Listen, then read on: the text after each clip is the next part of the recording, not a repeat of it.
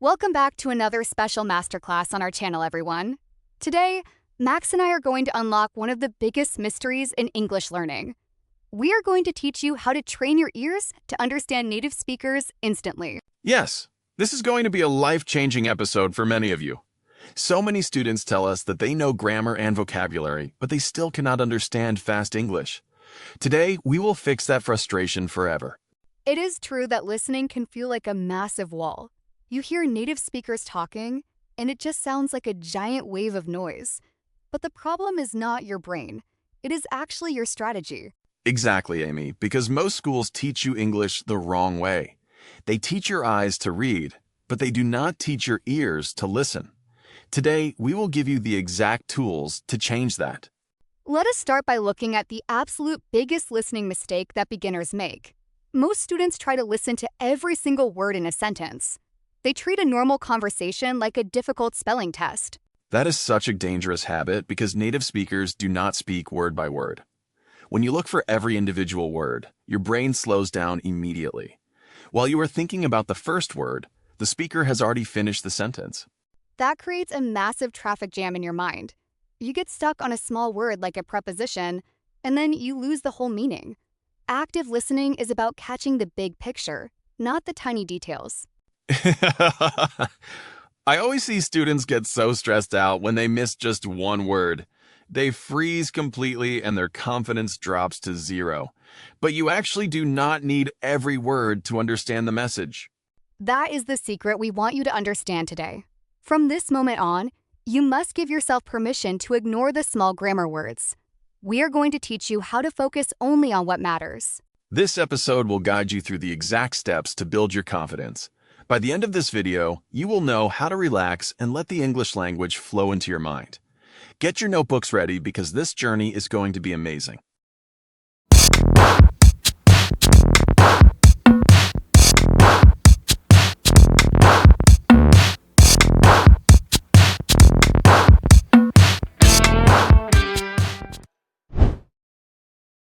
Now that we know the biggest mistake, let us move into our very first secret.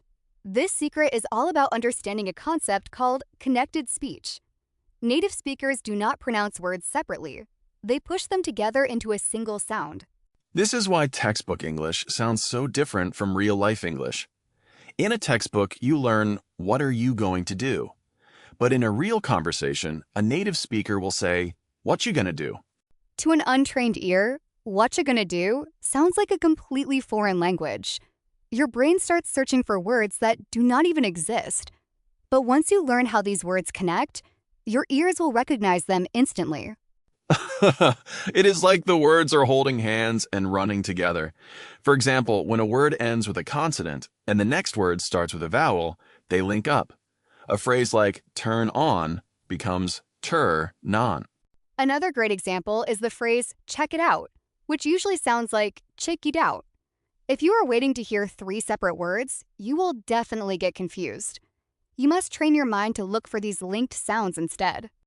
This brings us to the actual music and rhythm of the English language. English is a stress-timed language, which means we only emphasize the important words. We make the other small grammar words very short and quiet. The important words are usually nouns, verbs, and adjectives because they carry the real meaning.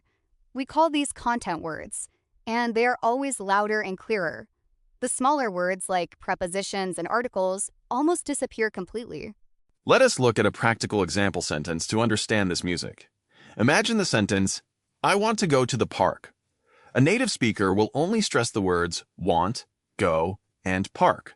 The words to and the become so fast and weak that they sound like ta and th. So the sentence actually sounds like, "I want to go to ta park." If you listen for the music, you only need those 3 stressed words to get the meaning. That is why listening to English is more like listening to a song than reading a book. You do not need to catch every single note to enjoy the melody. Once you stop fighting the music and start writing the rhythm, listening becomes beautiful. Welcome to secret number 2, which we call the keyword strategy. This strategy is your main weapon to survive any fast English conversation. Instead of trying to catch everything, your only goal is to hunt for the key words. Keywords are the golden nuggets of a sentence because they give you 90% of the meaning.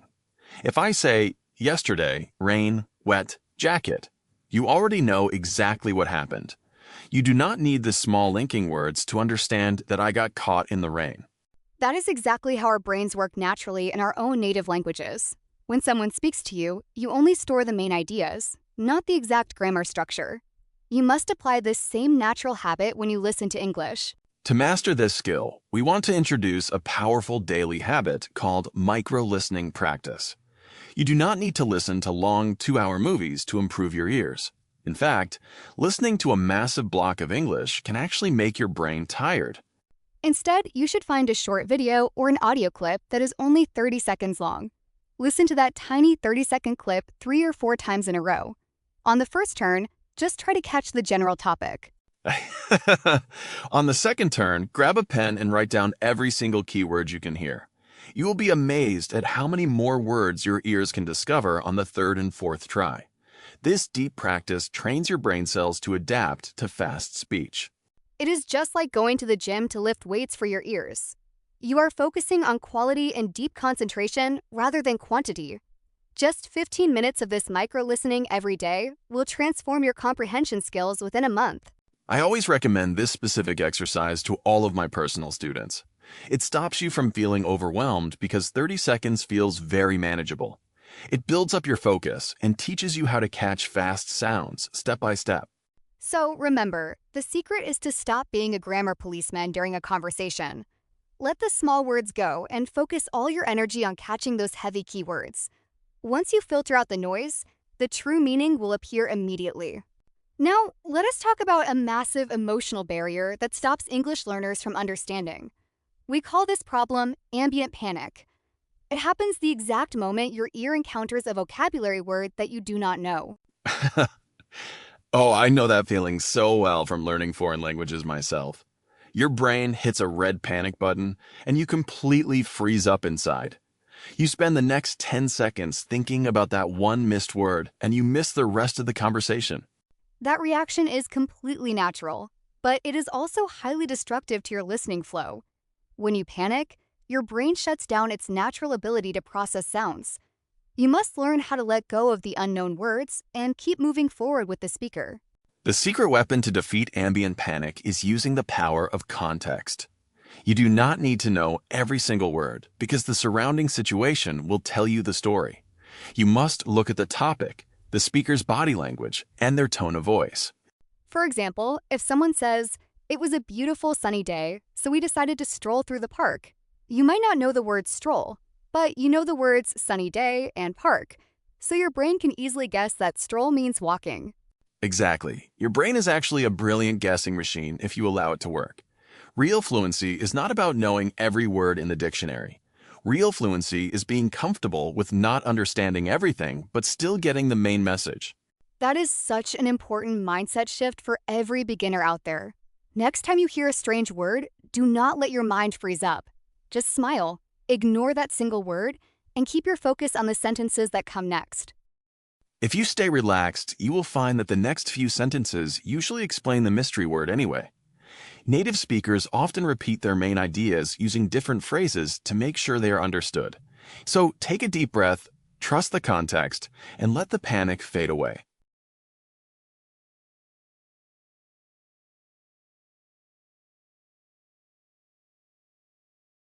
We have reached our final secret today, and it is a technique that bridges the gap between listening and speaking. This powerful method is called shadow tracking. It means you listen to a native speaker and repeat their words immediately with a tiny delay. It is just like being a shadow that follows someone very closely on the street. You do not wait for the sentence to finish before you start speaking. You try to copy their exact pronunciation, their stress patterns, and the rhythm of their voice in real time. This exercise forces your brain to pay deep attention to the physical music of connected speech that we discussed earlier. It trains your muscle memory and your ears at the exact same time. It is easily one of the fastest shortcuts to natural comprehension. At first, you will probably feel a little bit silly or clumsy doing this exercise. But if you practice shadow tracking for just 5 minutes a day, your ears will sharpen up dramatically. You will start recognizing fast sound connections without even trying. Now it is time for our favorite part of the show, which is today's official action challenge. We want to test your active listening skills right now in the comments section below. Listen very carefully to the short phrase that Max is about to say. Here is your listening test phrase.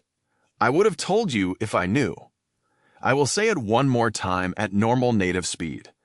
I would have told you if I knew. We want you to type exactly what you heard in the comments and also write down what you think it means. Do not worry about making spelling mistakes because this is a safe space for everyone to learn together. We will personally look through your comments and give feedback to help you out. Thank you so much for spending your valuable time with us today to improve your English. You are doing an amazing job, so keep practicing every single day. Remember, becoming a great listener takes time, patience, and the right strategies. If you found value in today's episode, please hit the subscribe button and share it with a friend. Until next time, keep your ears open and happy learning.